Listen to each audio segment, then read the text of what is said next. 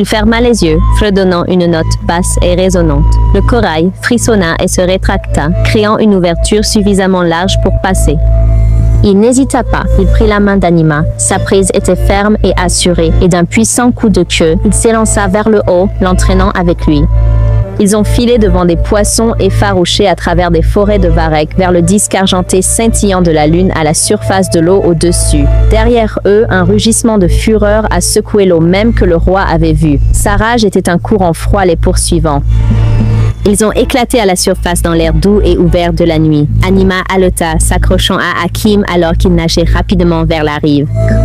Anima pleura, cette fois de soulagement. Merci de m'avoir sauvé. Merci pour votre courage. Je pensais vraiment que c'était fini pour moi. C'est la première bonne chose que j'ai faite depuis longtemps. Je suis seulement désolé pour tout le mal qui a précédé. Mais que va-t-il t'arriver quand tu retourneras? Ton frère te tuera. Ai-je tort? Je sais, mais il vaut mieux mourir avec une conscience claire que de vivre en complice du mal. Hakim, si seule la mort t'attend dans l'eau, pourquoi y retourner? Reste ici, sur la terre avec moi. Mourir ne sauvera pas ton royaume, mais vivre pourrait nous aider à trouver une solution. Reste, au moins pour l'instant. Hakim regarda de la rivière vengeresse, au visage sincère et plein d'espoir d'Anima. Il avait perdu son monde. Mais ici, sur la berge éclairée par la lune, il avait trouvé sa conscience et une femme qui la voyait. Il hocha la tête.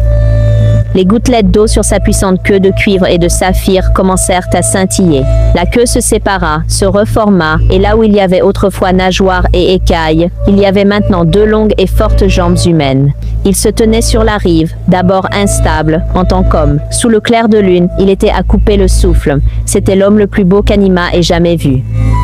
Prenant sa main, Anima guida l'ancien Triton, maintenant un homme, loin du bord de l'eau. Ils avancèrent silencieusement à travers la forêt endormie vers la sécurité de sa petite hutte, laissant derrière eux les murmures en colère de la rivière. Mais la fureur du roi n'était pas si facilement évitée. Elle mijotait dans les profondeurs et promettait une tempête à venir. À l'intérieur de la cabane, Anima laissa échapper un long souffle tremblant. Nous sommes en sécurité maintenant. Merci encore. Et ne t'inquiète pas, les villageois sont juste des gens. Ils ne te posent aucun danger. Tu es un homme maintenant. Personne ne soupçonnera quoi que ce soit. S'il te plaît, promets-moi que tu ne penseras même pas à retourner à la rivière jusqu'à ce que nous trouvions une solution. Hakim hocha la tête, ses yeux vert forêt scrutant la simple demeure humaine, les pots en argile, les nattes tissées, le foyer éteint.